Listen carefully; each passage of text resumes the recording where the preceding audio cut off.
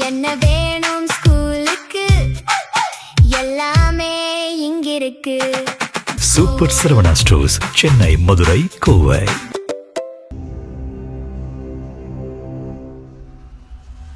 திருச்சியில எப்படிங்க ஒரு முதலமைச்சரா இப்படி பேச முடியுது? அந்த நாற்காலியில் அமர்வது என்கின்ற வெறி, அந்த வெறியை தவிர உங்களிடம் எதுவுமே இல்லை. செல்வி ஜெயலலிதா முதலமைச்சரா வந்திருக்காங்க. அவங்க எப்போவாது இந்த மாதிரி சொன்னாங்களா? எனக்கு 6 மாசமா டைம் கொடுங்கன்னு கேட்டாங்களா? எதிர்கட்சி தலைவர் அறிக்கையாக விட்டுக்கிட்டே இருக்கிறாரு அப்படின்ற எதிர்கட்சி தலைவரால் வேற என்ன செய்ய முடியும்? இப்படி விவசாயிகளை எப்படி ஏமாற்றினார்களோ அதை போல தேர்தல் வாக்குறுதியில சொன்னது ஒண்ணு, விவசாயிகளுக்கு செய்தது ஒண்ணு. டாஸ்மாக்ல 4000 சில்லற கடைகள் இருக்குன்னா நீங்க 4000 சில்லற கடைகளை மூடல, அதுல வெறும் சிறு பகுதியை தான் மூடி இருக்கிறீங்க. எனவே மக்கள் கொஞ்சம் கொஞ்சமாக உணரத் தொடங்குறாங்க. நாம தவறு செய்திருக்கிறோம் அப்படின்னு மக்கள் உணரத் தொடங்குறாங்க.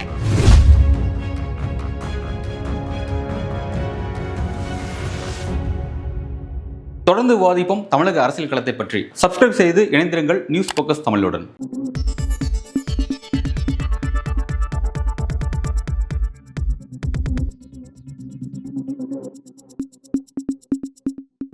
நேயர்களுக்கு வணக்கம்.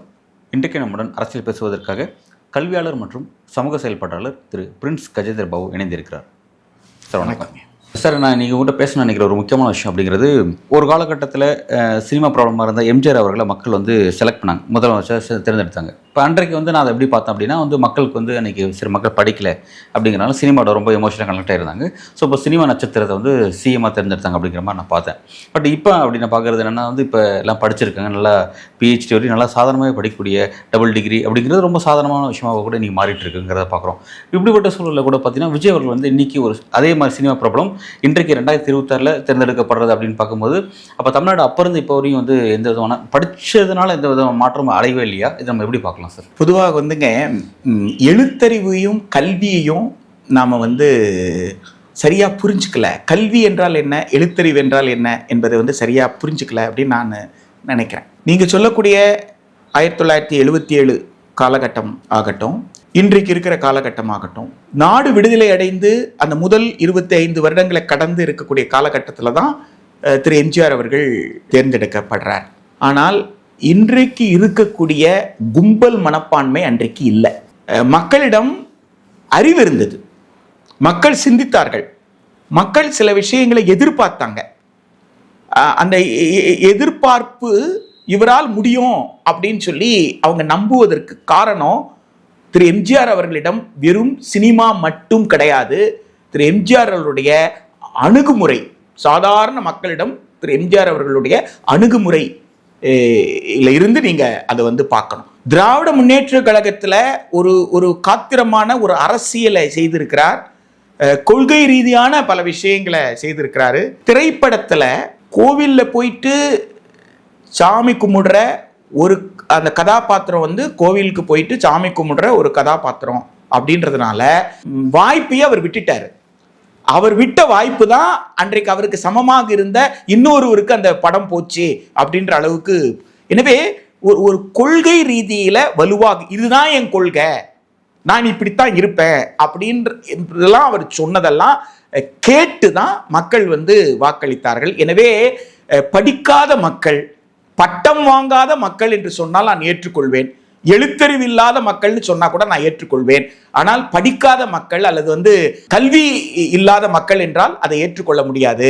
உழைக்கிற மக்களிடம் அனுபவ ரீதியான கல்வி என்பது, அவர்கள் பட்டம் பெறல, பள்ளிக்கூடத்துக்கு போய் படிக்கல என்பதை தவிர மற்றபடி அவர்கள் அறிவார்ந்த மக்களாகத்தான் அன்றைக்கு இருந்தார்கள். அறிவார்ந்த மக்களாக அவர்கள் இருந்த ஒரே காரணத்தால தான் 1980 2 வருடத்துல திரு எம்ஜிஆர் அவர்கள் பிற்படுத்தப்பட்ட மக்களுக்கு பொருளாதார அடிப்படையில் தான் இடஒதுக்கீடு என்கின்ற வகையில் அந்த பொருளாதார உச்சவரம்பு 9,000 ரூபான்னு சொன்ன உடனே படுதோல்வி அடைகிறார். படுதோல்வி அடைகிறார். அப்படி ஒரு படுதோல்வியை அவர் நினைத்து பார்த்திருக்க முடியாது. நாடாளுமன்ற தேர்தலில் படுதோல்வி அடைகிறார். எனவே மக்களை பொறுத்த வரைக்கும் அவர் வெறும் எம்ஜிஆர் என்பவர் நடிகர் என்பதனால் மட்டும் எடுக்கல. அன்றைக்கு அவர்கள் ஓரளவுக்கு சிந்தித்து தான் செயல்பட்டு இருக்கிறாங்க. எப்போ அந்த ஏதோ அவர் செய்யலையோ உடனே அவரை நிராகரிக்கிற வேலையும் அவங்க செய்திருக்கிறாங்க. இன்றைக்கு 2026 பட்டம் வாங்குபவர்கள் எண்ணிக்கை அதிகமாயிருக்கு. ஆனால் கல்வியாளர்களாக அவர்கள் இருக்கிறாங்களா, கல்வி ஆளுமைகளாக அவங்க இருக்கிறாங்களா என்பது மிகப்பெரிய கேள்விக்குறியாக இருக்குது. BA பொலிட்டிக்கல் சயின்ஸ் படிச்ச ஒருத்தர்கிட்ட நீங்க இந்திய அரசமைப்பு சட்டத்தின் முகப்பறையில் இருக்கிற வாசகங்களை கேட்டா சொல்லுவாரா? அவர் படிச்சிருக்கிறதே பொலிட்டிக்கல் சயின்ஸ் தான், ஹிஸ்டரி, வரலாறு. அப்போ நாம என்ன பண்ணியிருக்கோம் அப்படின்னு சொல்லி கேட்டா, இந்த மக்களை பட்டம் வாங்க வைத்துட்டோம். பட்டம் ஒரு கண்ணியத்திற்குரிய ஒரு விஷயமாக பார்த்தோம். இந்த மாணவர்களை அரசியல் படுத்துவது, சமூகத்தை பற்றி புரிந்து கொள்வது, உழைக்கிற மக்கள் எவ்வாறு உழைத்து போராடி வெற்றி பெற்றார்கள், எனவே உழைப்பினுடைய அவசியத்தை பற்றி எடுத்து சொல்வது, இதை பற்றி எதுவுமே தெரியல. ஒரு மிகப்பெரிய ஒரு குழப்பமான சூழலை ஒன்றிய அரசு இந்த காலகட்டத்தில் உருவாக்கி இருக்கு. அதாவது சமூக பாதுகாப்போடு கூடிய வேலை வாய்ப்பு பெருகல.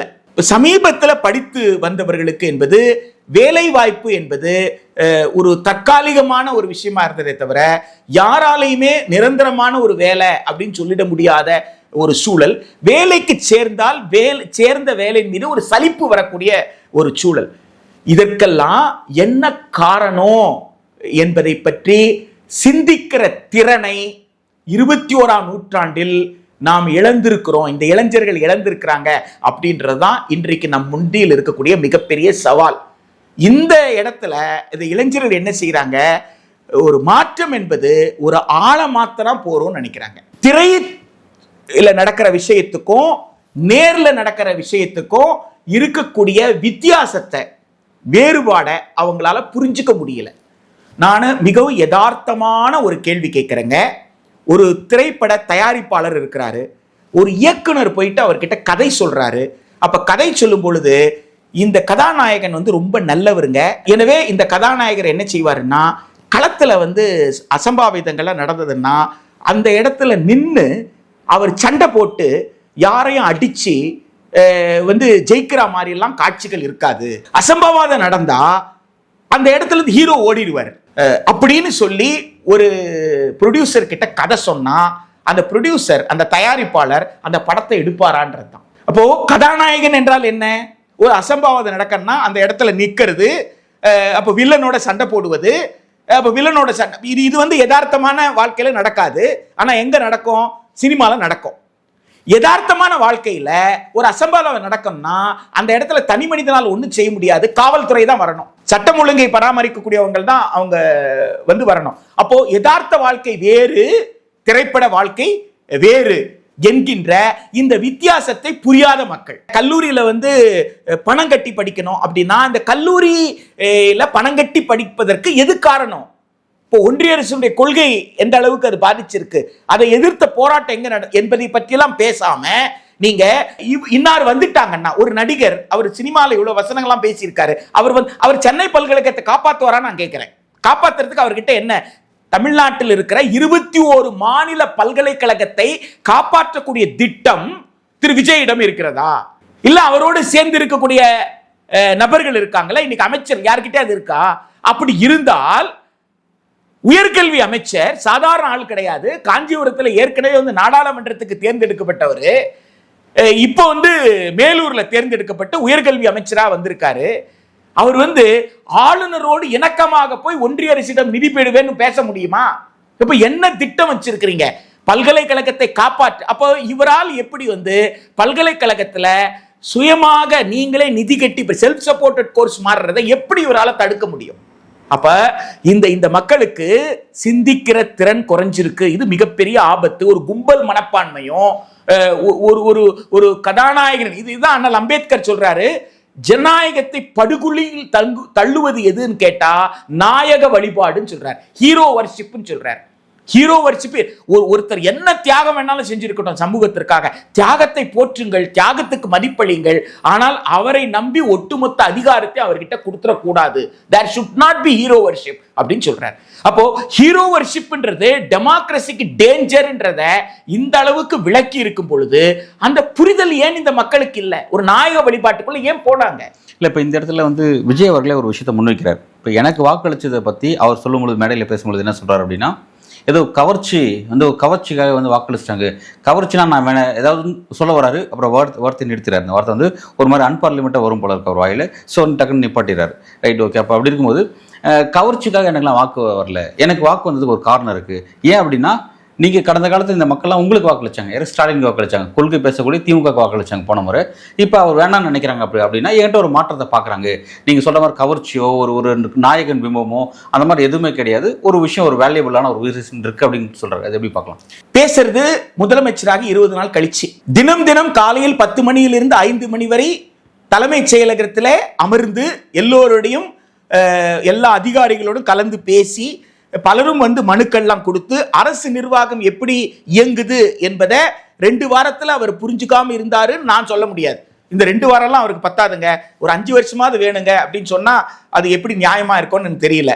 அப்போ இந்த 2 வாரத்தில் அவர் என்ன சொல்லியிருக்கணும்னு கேட்டா, இன்றைக்கு ஜூன் 1ஆம் தேதி திருச்சியில் அவர் பேசுறாரு அப்படின்னா எப்படி பேசியிருக்கணும்னா, உயர்கல்வியில் என்ன சிக்கல் இருக்கிறது, இன்றைக்கு இளைஞர்களுக்கு கல்விதான், குழந்தைகளுக்கு கல்விதான், பள்ளி கல்வியில என்னென்ன பிரச்சனை இருக்கு, அரசு பள்ளிகள் எத்தனை இருக்கு, அரசு உதவி பெறும் பள்ளிகள் எவ்வளவு இருக்கு, அரசு கல்லூரிகள், அரசு உதவி பெறும் கல்லூரிகள், பல்கலைக்கழகங்கள், இதுல என்ன சிக்கல் இருக்கு, ஆசிரியர்கள், தற்காலிக ஊழியர்கள் எத்தனை பேர், இந்த புள்ளி விவரத்தெல்லாம், இந்த புள்ளி விவரம் கிடைக்கிறதுல எவ்வளவு நேரம் ஆக போகுது? இந்த புள்ளி விவரம் கிடைக்கிறதுல இதுல என்ன அவர் செய்ய போறார்? இது வரைக்கும் செய்யாதது என்ன? செய்யாததுல நான் என்ன செய்ய போறேன்? இருக்கு நிதி இவ்வளவு தேவைப்படுது, இருக்கிற நிதியை கொடுத்துருக்கலாம், அவங்க சரியா செய்யல, நான் இந்த நிதிநிலை அறிக்கையில நான் இந்த விஷயத்தை நான் இப்படி இல்ல பேசணும். அப்படி பேசுவதற்கு அவரிடம் ஒன்றுமே இல்லையே. அவர் என்ன பேசுறாரு? அவரு வீதியில எங்கே பார்த்தாலும் வந்து போதை மருந்து இருந்திருக்கு, இதை தவிர வேற என்னத்தை செஞ்சாங்க அப்படின்னு பேசுறாரு. இப்ப நீங்க 20 நாளா இருந்தீங்கல்ல, நீங்க என்ன பண்ணிருக்கணும்? உளவுத்துறை அதிகாரியை கூப்பிட்டு, ஐயா உங்களை உளவுத்துறை அதிகாரியா நான் போடுறேன், 2 வாரத்துக்குள்ள இந்த போதை மருந்து எப்படி இந்த தெருவுக்கு வருதுன்னு சொல்லுங்க. இந்த தெருவில் இருக்கிற மக்களுக்கு வருதுன்னா எப்படி வருது, எங்க இருந்து வருது, இந்த போதை மருந்து எங்க இருந்து உற்பத்தி ஆகுது, நீங்க தான் பொறுப்பு. உளவுத்துறை என்ன இவ்வளவு வருஷம் என்ன பண்ணிட்டு இருந்தீங்க? இப்படி ஏதாவது கேட்டிருக்கீங்களா?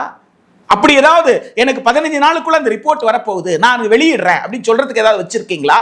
அப்படி எதுவுமே இல்லாம நீங்க உங்களுடைய இயலாமையை மக்கள் கண்டுபிடித்து விடக்கூடாது என்பதனால இதுவரைக்கும் ஆட்சியில் இருந்தவர்கள் மீது பழி போடுவது என்பது ஒரு திறமையா? மக்கள் நிச்சயமாக உங்கள் மீது கவர்ந்து ஓட்டு போடுற அளவுக்கு உங்ககிட்ட எந்த கவர்ச்சிகரமான திட்டமும் இல்லை.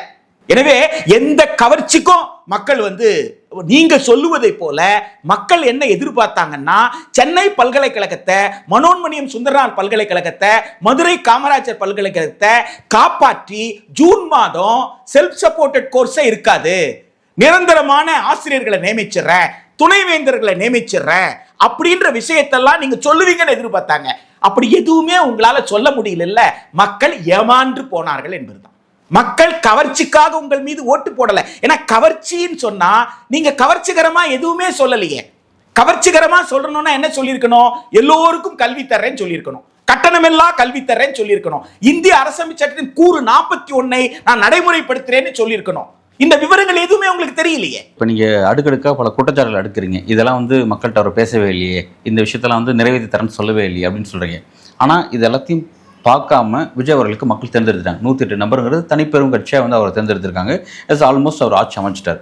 இப்போ நான் என்ன கேட்குறேன்னா, இவ்வளோ விஷயங்கள் வேண்டாம் அப்படின்னு மக்கள், இதில் நீங்கள் கல்வி சார்ந்த இவ்வளோ விஷயங்கள் இதில் பாதிக்கப்படுற மக்கள் தான். மக்கள் இந்த பிரச்சனையாக பாதிப்பு பெருசாக பார்க்கல. பட் விஜய் வேணும் அப்படின்னு நினச்சிருக்காங்க அப்படின்னா அப்போ எப்படி இதை மக்கள் இதை எப்படி பார்க்குறாங்க? நான் இதை தான் கேட்குறேன். கடந்த காலத்தில் எம்ஜிஆர் அவர்களை எப்படி மக்கள் அன்றைக்கு இருந்த பிரச்சனைக்கு எப்படி எம்ஜிஆர் மாற்றாக இருப்பாங்க அப்படின்னு மக்கள் செலக்ட் பண்ணாங்க. இப்போ இன்றைக்கு இருந்த பிரச்சனை மக்கள் பிரச்சனையை பார்க்காம இவரை செலக்ட் பண்ணியிருக்காங்க. இது எப்படி புரிஞ்சுக்கிறதுன்னு கேட்குறேன். அதாவது சினிமாவில் அவர் காட்டின மேஜிக்கெல்லாம் இருக்குல்ல, அதை தேர்தலில் வெற்றி பெறுவதற்கு மட்டுமே பயன்படுத்தி இருக்கிறார். பல படங்கள்ல நீங்க பாத்தீங்கன்னா அவர் கையாண்ட யுத்திகள் இருக்குல்ல, அந்த யுத்திகளை நீங்க கவனிச்சிங்களா? அந்த யுத்திகள் அத்தனையுமே இந்த தேர்தலில் அவர் வந்து பயன்படுத்தியிருக்காரு. அதாவது உளவியல் ரீதியான தாக்கத்தை எப்படி ஏற்படுத்துறது. அவர் ஒரு கேரக்டர்ல ஒரு படத்தில் நடிச்சிருப்பாரு. அதாவது அவர் அந்த கேரக்டர் இறந்து போனதாக மக்கள் கிட்ட சொல்லியிருப்பாங்க. ஆனா அந்த கேரக்டர் உயிரோடு இருக்கும். அந்த கேரக்டர் வந்து இன்னொருத்தனை கொல்லும். அப்போ இதை எப்படி நம்ப வைக்கிறது? அப்போ மேனிப்புலேஷன் சொல்லுவோம் இல்லைங்களா? அப்போ உளவியல் ரீதியான மேனிப்புலேஷன்லாம் எதுல பண்ணியிருக்கிறாருன்னா சினிமால பண்ணியிருக்கிறாரு. இப்போ இந்த மக்கள் இந்த சினிமாவை பார்த்தவங்க என்ன நினைக்கிறாங்கன்னா, இந்த அரசாங்கத்துல இவர் வந்து உட்கார்ந்தாருன்னா இந்த சினிமால இதை அவர் பண்ணிருக்காருல்ல, சினிமால பண்ணவர் ஏன் நிஜத்துல பண்ண மாட்டார்? அப்படிதான் ரிலேட் பண்ணி இவர் மேல இருக்கிற கவர்ச்சி இல்லை. அந்த கதையை எழுதின அந்த இயக்குனர் இருக்காருல்ல, அந்த கதாசிரியர் இருக்காருல்ல, அந்த கதாசிரியரோ அந்த இயக்குனரோ அவர்கள் ஒரு காட்சியை வைக்கிறாங்கல்ல, அந்த காட்சியை பார்த்து நம்புறாங்க. அந்த காட்சியில இவர் ஒரு நடிகர் தான். எப்பா இவர் ஒண்ணுமே செய்யலப்பா, வசனத்தை யாரோ எழுதி கொடுத்திருக்காங்க, யாரோ எழுதி கொடுத்த வசனத்துல தான் இவர் பேசி இருக்கிறாரு இல்லையா? அப்ப எழுதி கொடுத்தவன நீ ஆட்சிக்கு தேர்ந்தெடுக்கல, அந்த வசனத்தை ஒப்பிச்சவரை தான் நீ தேர்ந்தெடுத்திருக்கிற. இந்த புரிதல்லாம் இல்ல. இப்ப வெள்ளித்திரையில கண்ணுக்கு முன்னாடி தெரிகிறது இயக்குனர் அல்ல, வெள்ளித்திரையில கண்ணுக்கு முன்னாடி தெரியுது கதாசிரியர் அல்ல, வெள்ளித்திரையில ஒரு நடிகர் தான் தெரியுது. இவங்க என்ன நினைச்சிடறாங்க, அந்த சினிமாவில் இது செய்தவர் இயல்பான வாழ்க்கையில் இது செய்திருவார் நம்பி இருக்கிறாங்க. அந்த நம்பிக்கை தவறு. இந்த இடத்துல தான் நான் என்ன சொல்றேன், எழுத்தறிவு கிடைச்சிருக்கு, பட்டம் பெற்றிருக்கிறார்கள், சிந்திக்கும் திறனை இழந்திருக்கிறாரு. சிக்கல் இருக்கு. அந்த சிக்கலுக்கு தீர்வு சினிமாவில் பார்த்ததை போல நிஜ வாழ்க்கையில நடந்துரும் அப்படின்னு நம்பி இருக்கிறாங்க. அந்த நம்பிக்கையின் அடிப்படையில ஓட்டு போட்டிருக்கிறாங்க. இப்போ அவரால் செய்ய முடியல என்பது கொஞ்சம் கொஞ்சமா அவங்க விளங்கும் பொழுதுதான் அவங்க வந்து என்ன தவறு செய்தார்கள் என்பதை மக்கள் வந்து உணர்வார்கள். மக்கள் உணரும் பொழுது இருக்கிற கட்டமைப்பு சிதைந்து போகுமோ என்கின்ற ஒரு அச்சம் தான். இல்லை உணர்வார்களா? எனக்கு ஷார்ட் பீரியட் இருக்குது. அவருக்கு வந்து 1 மந்த் கூட அவர் ஆட்சி அமைச்சு ஆகலை. இந்த ஷார்ட் பீரியட்ல வந்து இப்போ அவரால் நிறைவேற்ற முடியலன்ற இடத்துக்கு மக்கள் வந்துட்டாங்களா? எப்படி அந்த விஷயத்தை நீங்க இப்போ இந்த 20 நாள் தான் அப்படின்னு சொல்றத என்னால புரிஞ்சுக்கவே முடியல. 2 வருஷமா நீங்க ஆட்சியை வந்து விமர்சிச்சிருக்கிறீங்க. 2 வருஷமாக இந்த ஆட்சி இதை செய்யல, இதை செஞ்சிருக்கணும் அப்படி. அப்போ எதை செய்யணும்னு தெரிஞ்சாதானே எதை இவர்கள் செய்யல நீங்க பேச முடியும். அரசமைப்பு சட்டத்தின் கூறு 41 நடைமுறைப்படுத்த முடியும் அப்படின்னு தெரிஞ்சாதானே அப்போ நடைமுறைப்படுத்த முடியும் அப்படின்னு நான் சொன்னா, நான் ஆட்சி பொறுப்புக்கு வந்தா நான் என்ன செய்யணும்? 41 நான் நடைமுறைப்படுத்தி காமிக்கணும்ல. அப்ப நீங்க விமர்சனம் பண்ணியிருக்கீங்களே, அப்போ திமுக அரசு வந்து இதை செய்யல அப்படின்னு நீங்க சொன்னா நீங்க என்ன நினைக்கிறீங்க? இதை செய்ய முடியும்னு நினைக்கிறீங்க. இப்ப செய்ய முடியும்னு உங்களுக்கு தெரியாதுன்னா அப்புறம் எப்படி நீங்க விமர்சிச்சீங்க? அப்ப செய்ய முடியும் தெரிஞ்சுதானே வந்தீங்க. வந்த உடனே செய்ய வேண்டியது தானே. செய்யறதுல உங்களுக்கு என்ன சிக்கல் இருக்கு? அப்போ நீங்க நான் 20 நாள் தானே வர்றது அப்படின்னு கேட்கறது உங்க இயலாமையை மறைக்கிறதுக்காக கேட்கறீங்க. எனவே மக்கள் கொஞ்சம் கொஞ்சமாக உணரத் தொடங்குறாங்க. நாம தவறு செய்திருக்கிறோம் அப்படின்னு மக்கள் வந்து உணரத் தொடங்குறாங்க. இப்ப கல்லூரிகள் திறக்குது. கல்லூரிகள் திறந்த பிறகு திரும்பவும் நீங்க கெஸ்ட் லெக்சரர் தான் போட போறீங்கன்னா அப்ப கடந்த ஆட்சிக்கும் இந்த ஆட்சிக்கு என்ன வித்தியாசம்? 20 வருஷமா விரிவுரையாளர் கௌரவ விரிவாளர் தான் அப்படின்னு சொன்னா இப்ப பிஎஸ்சி முடிச்சுட்டு காத்துக்கிட்டு இருக்கானே, ஓட்டு போட்டிருக்கானே இல்லைங்களா? அப்போ அந்த ஏமாற்றம் தானே. அந்த ஏமாற்றத்தை உணர்வான் இல்ல. நீ கெஸ்ட் லெக்சரர்ஸ் எல்லாம் பர்மனன்ட் ஆக்கிருவீங்க அப்படின்னு நம்பிக்கை இருக்கு. அந்த நம்பிக்கை நடக்கலன்னா இல்ல எல்லா கெஸ்ட் லெக்சரர்ஸ் ஆக்காம இப்படி விவசாயிகளை எப்படி ஏமாற்றினார்களோ அதை போல தேர்தல் வாக்குறுதியில் சொன்னது ஒண்ணு, விவசாயிகளுக்கு செய்தது ஒண்ணு. அதே போல ஒரு அளவுகோலை வைத்துக்கொண்டு சில இப்போ வந்து இந்த 500 டாஸ்மாக் கடையை மூடினது திமுக மூடலையா? 2021 வந்த உடனே ஹைவேஸ்ல இருக்கிறத அவங்க ஹைவேஸ் சொன்னாங்க, நெடுஞ்சாலையில் இருக்கிற டாஸ்மாக் கடைகளை மூடுவதாக சொல்லி திராவிட முன்னேற்ற கழகம் மூடியது. இப்ப நீங்க என்ன பண்ணிருக்கீங்க? பேருந்து நிலையத்துக்கு பக்கத்துல, பள்ளிக்கூடத்திற்கு, கோவில்களுக்கு பக்கத்துல இருக்கிற இது ரெண்டுக்கு என்ன வித்தியாசம் கேட்கிறேன். அவங்க ஒரு 500 மூடினாங்கன்னா நீங்க ஒரு 700 மூடினதாக நீங்க வந்து அறிவிச்சிருக்கீங்க. அப்போ இந்த 500 கடை மூடினதை டாஸ்மாக்கை ஒழித்ததாக திருச்சியில எப்படிங்க ஒரு முதலமைச்சரா இப்படி பேச முடியுது? நான் டாஸ்மாக்கை ஒழித்துட்டேன்னு பேசுறாருங்க. நீங்க அது எப்படிங்க பேச முடியும்? வெறும் ஒழித்தது எவ்வளவு? வெறும் 717 தானே நீங்க சொல்லி இருக்கிறீங்க. அதுவும் முழுசா மூடிட்டீங்களான்னு கூட தெரியாது. இன்னைக்கு தேதிக்குள்ள 717 மூடப்பட்டதான் கூட தெரியாது. ஆனால் இன்னும் ஆயிரக்கணக்கான டாஸ்மாக் திறந்திருக்க. டாஸ்மாக்கை மூடியதுதான் விஜய்னு சொல்றீங்க. அப்படி பேசுற துணிச்சல் உங்களுக்கு எங்க இருந்து வருது? அப்போ மக்களை தவறாக வழி நடத்துறீங்க. டாஸ்மாக் இருக்கு. டாஸ்மாக்ல 4000 சில்லற கடைகள் இருக்குன்னா நீங்க 4000 சில்லற கடைகள்ல மூடல, அதுல வெறும் சிறு பகுதியை தான் மூடி இருக்கிறீங்க. அது போல ஆயிரக்கணக்கான ஆசிரியர்கள் காத்திருக்கிறாங்க அப்படின்னு சொன்னா சில 100 ஆசிரியர்களை நியமித்துட்டு நான் நியமிச்சிட்டேன்னு சொல்ல போறீங்களா? அரசு ஊழியர்கள் பிரச்சனை தீராம இருக்குதே. ஆக இதற்கெல்லாம் அவங்களிடம் செயல் திட்டமே கிடையாது. எனவே செயல் திட்டமே இல்லாத காரணத்தால தான் அவர் இப்படி எல்லாம் பேசுறார். கவர்ச்சிக்காக எனக்கு ஒன்றும் ஓட்டு போட்டுறல அப்படிலாம். இது ரொம்ப நாளைக்கு இது நீடிக்காது. இல்லை, இந்த ஷார்ட் பீரியட் மூலமாகவே நம்ம முடிவு பத்தலாமா? ஒரு 6 மாதத்துக்கு அப்புறம் இந்த விஷயம்லாம் நீங்கள் சொல்கிற பிரச்சனைலாம் ஸ்டெப் பை ஸ்டெப்பாக கவனம் செலுத்தலாம். அடுத்து அது தனித்தனியாக அதிகாரம் நியமிக்கலாம். அப்படி ஒவ்வொரு ப்ராசஸில் ஒவ்வொன்றும் நடக்க ஆரம்பிக்கலாம் அப்படின்ற இது. நெருப்பு இருக்குது அப்படின்னு தெரிஞ்சா புகையாவது வருங்க. நெருப்பு இருக்குன்னு தெரிஞ்சா புகையாவது வரும். இது வரைக்கும் ஒரு அமைச்சராவது திட்டவட்டமாக பேசியதாக நீங்க சொல்லுங்க பார்க்கலாம். எந்த அமைச்சர்கிட்ட கேட்ட இது வரைக்கும் யாரும் அப்படி சொன்னதே கிடையாது. இவங்க தான் சொல்றாங்க எந்த கேள்வி கேட்டாலும் அதை முதலமைச்சர் பார்த்துப்பாரு, விஜய் பார்த்துப்பாரு அப்படின்னு தான் சொல்றாங்களே தவிர யாராலையும் திட்டவட்டமாக எதையுமே சொல்ல முடியாத ஒரு குழப்பம் இருக்குன்னா என்ன அர்த்தம்? தாவேகா என்ற கட்சிக்கும் தெளிவான பார்வை இல்லை, சட்டமன்ற தேர்தலில் நின்ற அந்த வேட்பாளர்களுக்கும் தெளிவான பார்வை இல்லை. வெற்றி பெற்ற பிறகு தன்னுடைய கடமை என்ன, தன் பொறுப்பு என்ன என்பது அவர்களுக்கு தெரியல. அமைச்சரான பிறகும் அமைச்சராக இருந்து தன் துறையில் இவங்க என்ன நினைக்கிறாங்க? அதிகாரிகளை மிரட்டுவதாகவும் அதிகாரிகளுடைய தவறுகளை சுட்டிக்காட்டியதாக ரீல்ஸ் எடுத்து போடுவதுமே நிர்வாகம் நினைக்கிறாங்க. அது நிர்வாகமே அல்ல. நிர்வாகம் என்பது சிக்கல் என்னன்னு கண்டுபிடிச்சு அந்த அதிகாரிகளுக்கு அந்த சிக்கல் இருந்து மீள்வதற்கு ஆலோசனை கொடுப்பது தான் அமைச்சரவை. அமைச்சரவைன்னு சொல்றது கொள்கை முடிவு எடுக்கிற இடம். அப்போ கொள்கை வழிகாட்டுதல் கொடுக்கிறது தான் ஒரு அமைச்சருடைய வேலை. ஒரு அமைச்சரோட வேலை என்பது இருக்கிற அதிகாரிகள், ஊழியர்கள் இவங்கெல்லாம் தப்பு பண்றவங்கன்ட்டு அவங்க மீது நம்பிக்கை இழக்க செய்யற ஏற்பாடு இருக்குல்ல, அது ஒரு நியாயமற்ற ஒரு அணுகுமுறை. எனவே இவர்கள் எதிர்காலத்தில் கற்றுக்கொள்வதற்கு கூட முயற்சி செய்வதாக தெரியலையே. நீங்க என்ன சொல்றீங்க? அவங்களுக்கு விவரம் தெரியலைங்க, விவரம் கத்துப்பாங்கன்னு சொல்றீங்க. அப்ப கற்றுக்கொள்வதற்கான தொடக்க புள்ளி என்னால பார்க்க முடியலையே. நீங்க இன்னும் குற்றம் சுமத்திக்கிட்டு தான் இருக்கிறீங்க. நீங்க சாதாரணமா அவர் என்ன சொல்றாரு? எதிர்க்கட்சி தலைவர் அறிக்கையாக விட்டுக்கிட்டே இருக்கிறாரு அப்படின்றார். எதிர்க்கட்சி தலைவரால் வேற என்ன செய்ய முடியும்? அவர் என்ன அமைச்சரா? அவர் என்ன முதலமைச்சரா? எதிர்க்கட்சி தலைவரோட ரோல் என்ன? ஆட்சியாளர்கள் என்ன செய்யணும்ன்ற அறிவுறுத்தலை கொடுக்கறதா இது. அப்ப எதிர்க்கட்சி தலைவர் அறிக்கை விடாம வேற என்ன செய்வாரு? அப்ப எதிர்க்கட்சி தலைவர் என்ன செய்யணுமோ அதை அவர் கொடுத்த அறிக்கையில எது சரி எது தப்புன்னு நீங்க பேசுங்க. அவர் 6 மாசம் டைம் கொடுத்தாரு, பட் 6 நாள்லயே அவர் பேச ஆரம்பிச்சார், புலம்புறாரு அப்படிங்கிறாரு. இப்போ சிபிஎஸ்சில மார்க் ஷீட் பிரச்சனை வந்துருச்சு, 6 மாசம் கழிச்சு பேசலாமா? இப்போ இதுக்கு என்ன நீங்க எதிர்பார்க்கறீங்க நான் கேட்கிறேன். 6 மாசம் அனுபவம் இல்லாம வந்துட்டேன்னு சொல்ல போறீங்களா? இப்போ ஒன்றிய அரசு விடைத்தாள் இப்படி திருத்தனா ஒரு முதலமைச்சரா நான் எப்படி ரியாக்ட் பண்ணணும்னு எனக்கு தெரியலங்க, ஒரு 6 மாசமா நான் ட்ரைனிங் எடுத்துக்கிறேன்னு சொல்ல போறீங்களா? இப்ப நீட்ல ஏற்கனவே மசோதா அனுப்பிச்சிருக்கு, அந்த மசோதாக்கு ஒப்புதல் கொடுக்கல. இப்போ 2024 நீட் 2025 நீட் எல்லாம் மிகப்பெரிய அளவுல என்னென்ன சிக்கல்ன்றது எல்லோருக்கும் தெரிஞ்சு போச்சு. 2026 அம்பலம் ஆயிருச்சு. இப்போவாது என்ன செய்யணும்?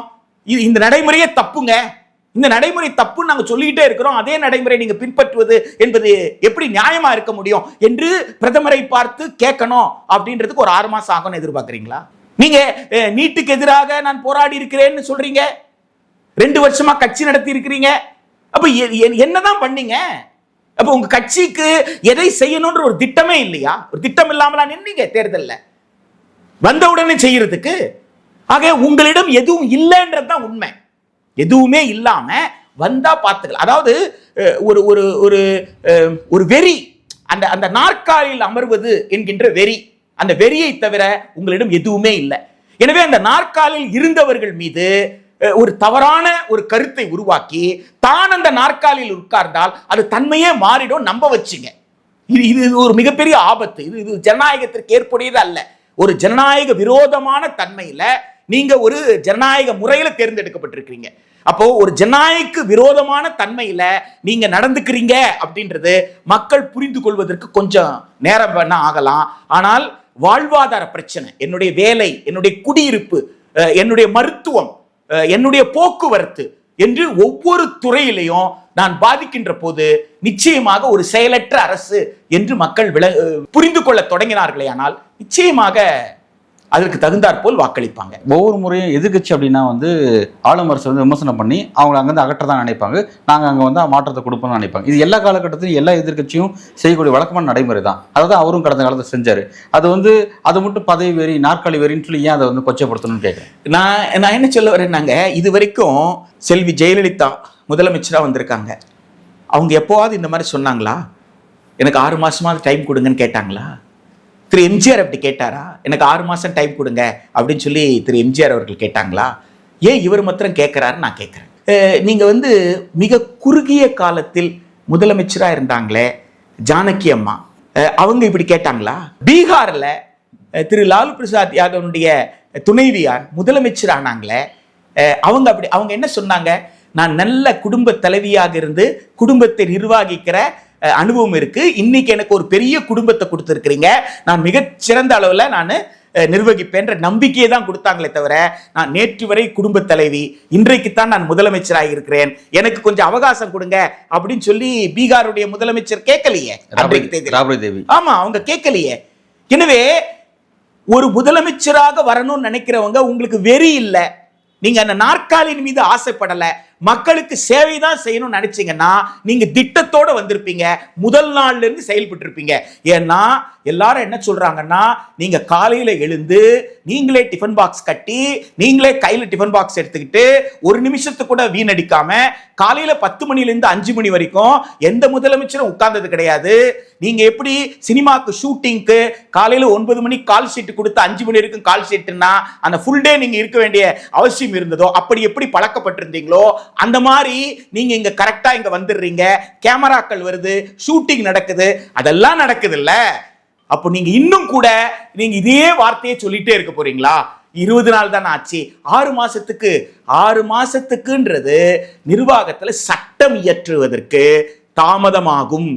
சட்டமன்றம் கூடணும், சட்டமன்றத்தில் மசோதா தாக்கல் செய்யணும், மசோதாவை அமைச்சரவை தயார் செய்து மசோதாவை வைத்து ஆளுநரின் ஒப்புதல் வாங்கணும், அதற்கு 6 மாதம் ஆகுதுன்னா குறைந்தபட்சம் சட்ட நடவடிக்கைகள் எடுக்க வேண்டிய விஷயங்களுக்காக, இன்னும் சில உத்தரவுகள் பிறப்பிப்பதற்கு, இல்ல சில விஷயங்கள் ஆலோசனை பெற்று செயல்படணும்னு சொன்னா அந்த ஆலோசனை பெறுவதற்கு, இதுக்கெல்லாம் 6 மாசம் அப்படின்றது தானே தவிர அன்றாட நடக்கக்கூடிய சம்பவங்களுக்கு நீங்க வந்து அனுபவம் இல்லை அப்படின்னு சொன்னா நீங்க ஆட்சி பொறுப்புல இருந்து விலகிட வேண்டுமே தவிர, அன்றாட நடக்கிற பிரச்சனை கூட எனக்கு 6 மாசம் டைம் கொடுன்னு சொல்றது நிச்சயமாக நியாயம் இல்லை.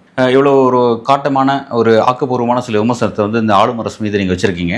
இப்போ இது குறித்து இது பற்றியும் அவர் பேசுகிறார், விஜய் அவர்கள் முதல்வர் பேசுகிறார். என்ன பேசுகிறார் அப்படின்னா, என்னை பற்றி இந்த மாதிரி வந்து நிறைய வசைப்படுறீங்க, தயவுசெய்து அதை நிறுத்திடாதீங்க, பேசுங்க, நீங்கள் பேச தான் வந்து அது எனக்கு வந்து அது என்ன வளர்க்க போகுது அப்படின்ற மாதிரி சொல்லி அது ஒரு பாசிட்டிவாக அதை பார்க்குறாரு. அது அவர் மீது வரக்கூடிய எல்லா விமர்சனத்தையுமே ஒரு பாசிட்டிவாக வந்து தடைக்களையும் படிக்கலாக்கக்கூடிய அந்த மாதிரியான ஒரு மோட்டிவில் அதை பேசுகிறாரு.